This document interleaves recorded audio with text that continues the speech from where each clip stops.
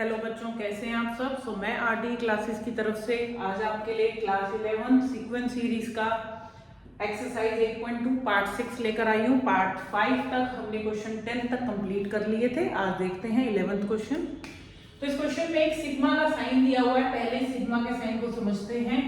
Summation या sigma का sign जो होता है ये जनरली आपको बताता है कि आपको जो सम करना है वो कहाँ से कहाँ तक करना है। मतलब k की वैल्यू को बदलते बदलते आपको ये वैल्यू 11 तक 1 से लेकर 11 तक लेके जानी है और पूरी सीक्वेंस या फिर जो सीरीज आपको दी गई है उसका एडिशन करना है। तो हम उसी कॉन्सेप्ट को यहाँ पर लगाते हैं, हम इसको खोलते हैं। तो सबसे पहले मुझे k की वैल्यू 1 लगानी है यहाँ पर, उसके बाद मुझे k की वैल्यू 2 लगानी है, उसके बाद 3 लगानी है एंड सो ऑन। कहाँ तक लगाएंगे इसको? 11 तक। तो 2 + 3 की पावर 11। ठीक है, हमें यहाँ 3 की पावर 11 या फिर इन पावर्स को खोलना नहीं है। आप देख सकते हैं इन सभी जगह पर आपको ये जो k2 जो है ये आपको दिखाई दे रहा होगा। ये 2 जो है ये आपकी 11 टर्म्स तक बराबर ऐड हो रहा है। तो व्हाट वी कैन से 2 × 11 मतलब 2 जो है वो 11 बार ऐड हो रहा है। तो हम उसे मल्टीप्लाई करेंगे। बची हुई जो टर्म्स हैं उनको एज इट इज लिखेंगे और आप देखोगे कि ये आपकी जीपी फॉर्म हो जाएगी। What is this? जीपी। ठीक है, जिसको हम बोलते हैं ज्योमेट्रिकल प्रोग्रेशन। अब ये जो है ये तो 22 हो ही गया है। इसमें हम सम का फॉर्मूला लगाएंगे जिसके लिए मुझे क्या क्या चाहिए, चलिए देखते हैं।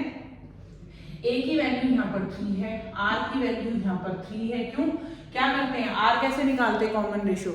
हम अपनी सेकंड टर्म में से फर्स्ट टर्म को क्या करते हैं? डिवाइड करते हैं। सब्ट्रैक्ट नहीं करना, वो एपी में होता है। तो a और r, और क्योंकि हमारा r जो है वो ग्रेटर देन 1 है तो इसीलिए हम यहाँ पर S11 का फॉर्मूला मतलब 11 टर्म्स का जो सम निकालेंगे वो निकालेंगे a r की power n - 1 upon r - 1। Formula ये वाला लगाएंगे। एक्चुअली ये Sn का फॉर्मूला है बट मुझे यहाँ पर 11 टर्म्स का फॉर्मूला लगाना है तो मैं S11 लगाऊंगी। a की जगह 3 की पावर 11 - 1 अपॉन 3 - 1। इसको ज्यादा सॉल्व करने की जरूरत नहीं है, इसको एज इट इज छोड़ देंगे। और अब यहाँ पर हम 22 प्लस इस पोर्शन को जो हमने सॉल्व किया इसको यहाँ पर डालेंगे। ये आएगा 3/2, 3 की पावर 11 - 1। यही आपका आंसर रहेगा, पूरा सॉल्व करने की जरूरत नहीं है। ठीक है, आई होप ये क्वेश्चन क्लियर हुआ होगा।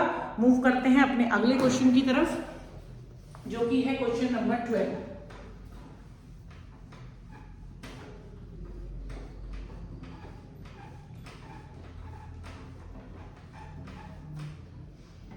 तो आपका अगला क्वेश्चन जो कि 12th क्वेश्चन है, देखिए क्वेश्चन नंबर 12 कह रहा है कि the sum of first 3 terms of an GP, the sum of first 3 terms in GP is 39/10 and their product is 1। और इनका प्रोडक्ट कितना है? 1 है।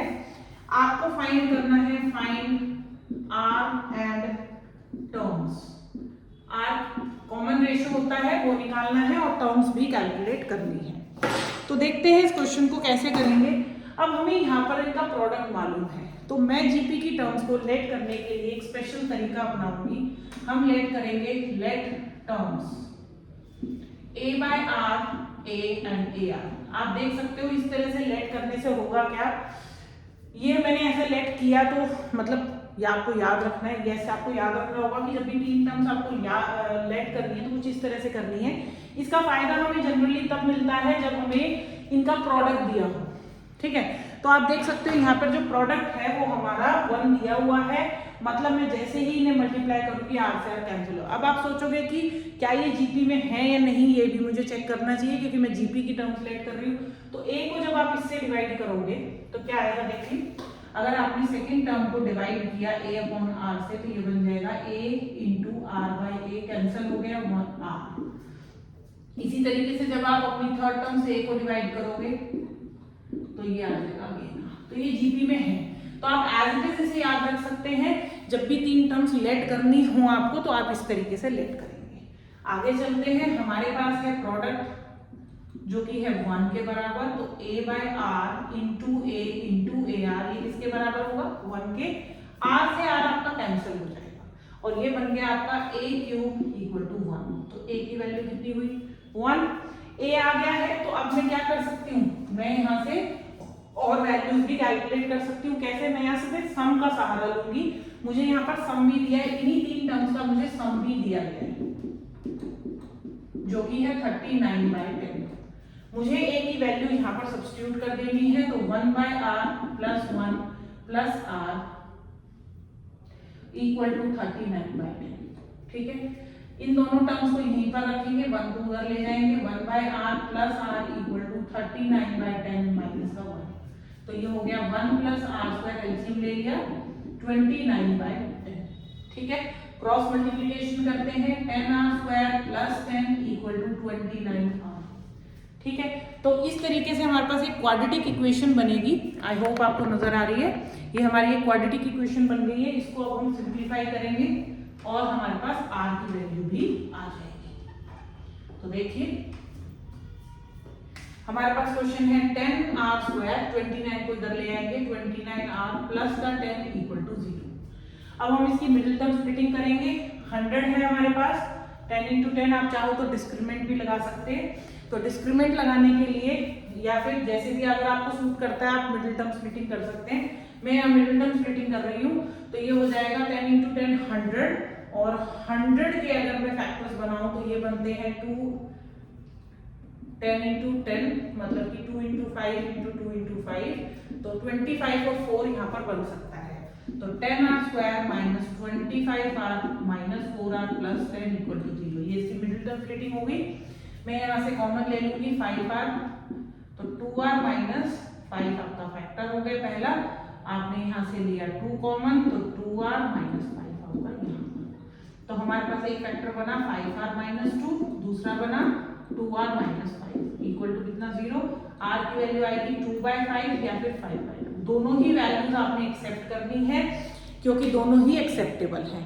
ठीक है, अब इन दोनों वैल्यूज से हम कॉमन रेशियो हम ऑलरेडी निकाल चुके हैं r की वैल्यू। अब हमें टर्म्स बतानी है, तो हम पहले अपनी दोनों टर्म्स की तीनों टर्म्स लिख लेते हैं और फिर उसमें वैल्यू सब्स्टिट्यूट करेंगे। मैंने जो लेट करी थी टर्म्स वो थी a/r, a एंड ar। सबसे पहले इसके अंदर हम a की वैल्यू सब्स्टिट्यूट कर देते हैं जो कि 1/r 1 एंड 1 सॉरी r है।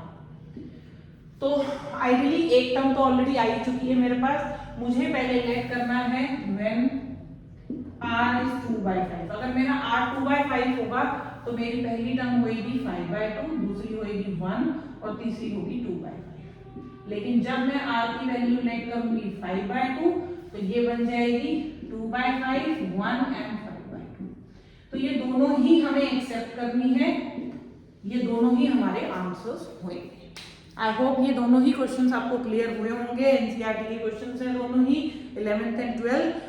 आगे वीडियो में आपको आगे के एनसीईआरटी के क्वेश्चंस मिलेंगे। टिल देन मैं आपके कमेंट्स का वेट करूंगी। आप कमेंट जरूर करिएगा आपको वीडियोस कैसी लग रही हैं और साथ ही साथ और कौन से चैप्टर्स की आप वीडियो देखना चाहते हैं। Till then keep practicing. Bye, take care.